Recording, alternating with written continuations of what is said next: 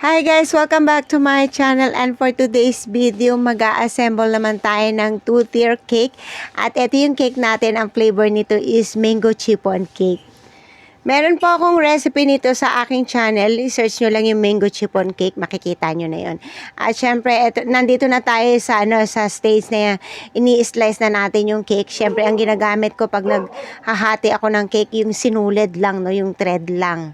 Kasi para sa akin, mas madaling gawin at saka nas pantay yung pagkakahati. At syempre, bago ko ginawa to, naghugas po ako maigi ng kamay at syempre nilinis natin yung palibot ng gagawa natin ng cake, no. As always, hindi talaga ako gumagamit ng gloves.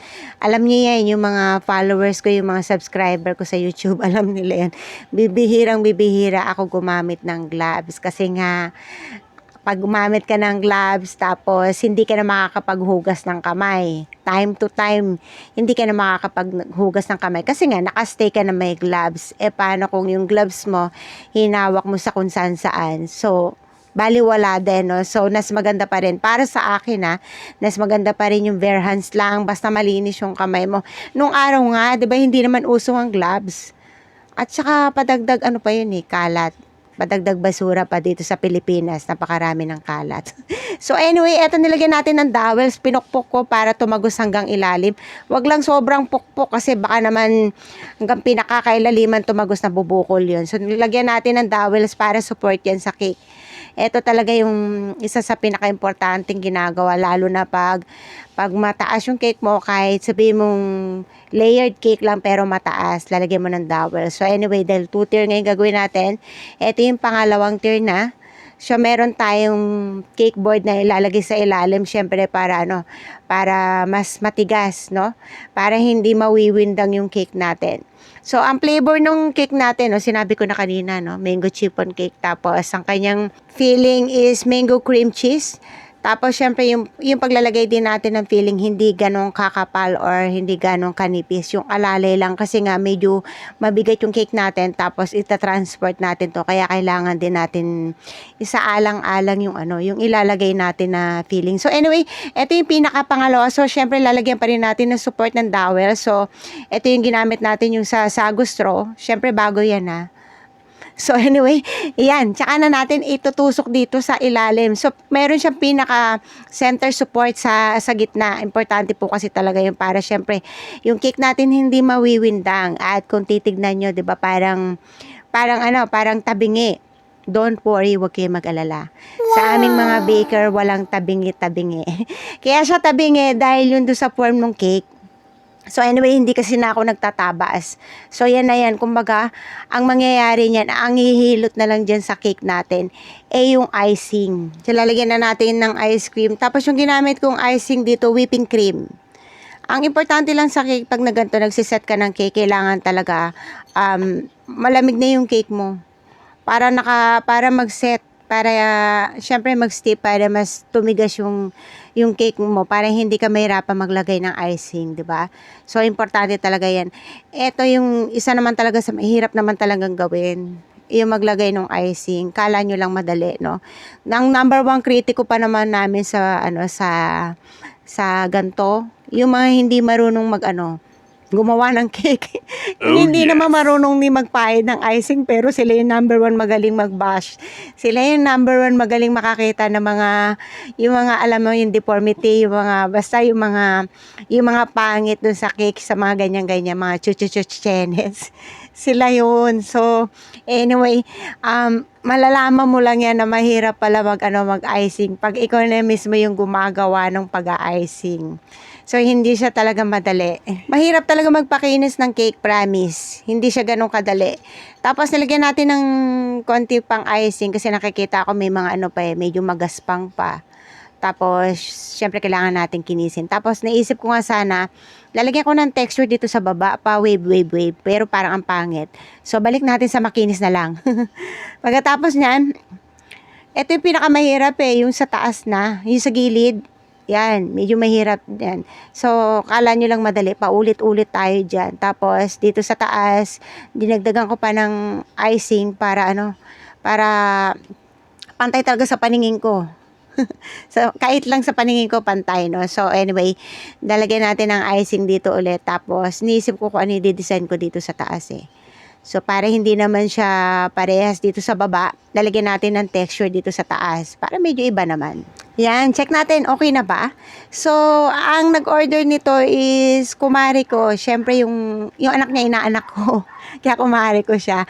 At wala naman siyang binigay na, ano, na full detail tungkol dito sa cake. Basta sabi niya lang sa akin, fairy yung team ng cake. So, bahala na akong kung ano yung gagawin ko dun sa cake. Kasi napakadali kausap nun eh. Wala kang pagdidiskusyonan pag siya yung kausap mo. Ganun siya kadaling kausap. Sana all ganun talaga, no? Hindi yun maarte. So, ako nang bahala sa lahat. So, anyway, ayan na, natapos ko na at nilagay ko muna sa ref, no? I-chill ko muna to kasi ilalagyan ko to ng detail kinaumagahan na madaling araw.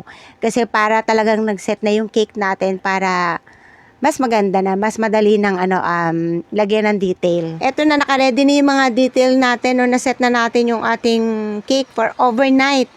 So, kinamadaling araw naman, ito naman yung gagawin ko, ilalagay na natin yung detail.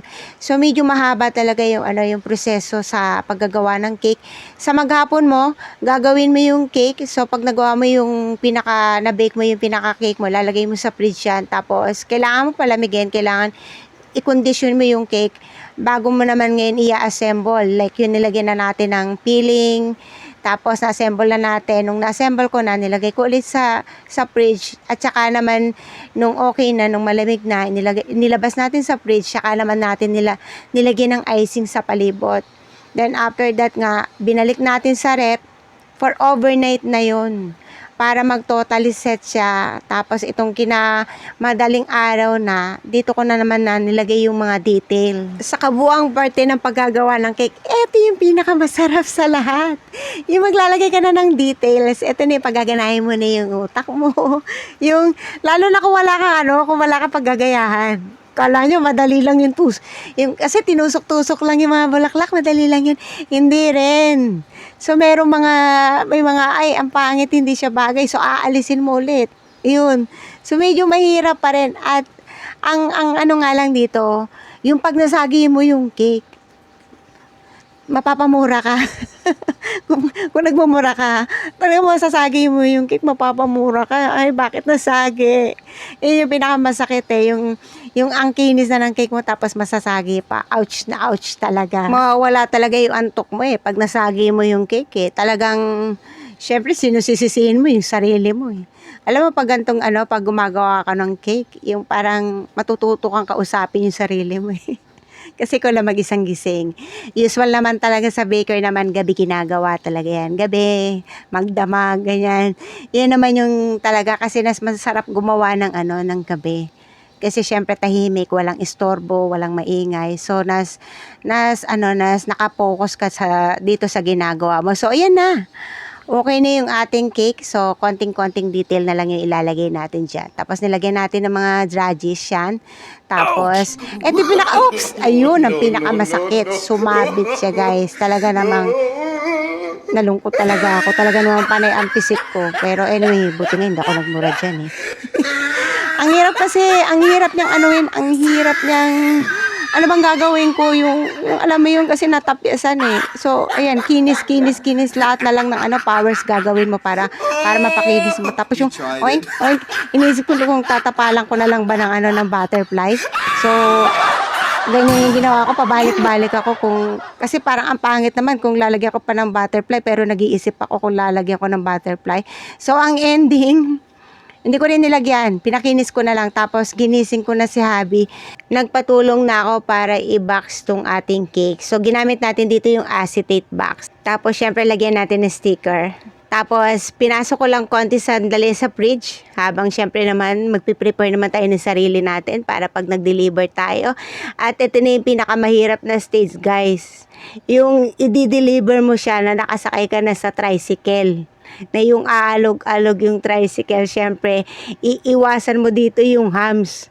Pag dumadaan sa lubak o sa hams, kailangan nakahang yung cake mo. Yung ganito mga sitwasyon, ang baon mo dito, lakas ng loob, tibay ng dibdib. At sana may dating mo sa venue yung cake mo na buong buo. Kung hindi, finish na, over na ang karir mo. That's it guys. I hope nag-enjoy kayo sa aking video for today. Thank you for watching. At bago magtapos, happy birthday sa aking inaanak. Happy birthday, Jem. There you have it guys. Thank you for watching. See you on my next videos. Bye-bye.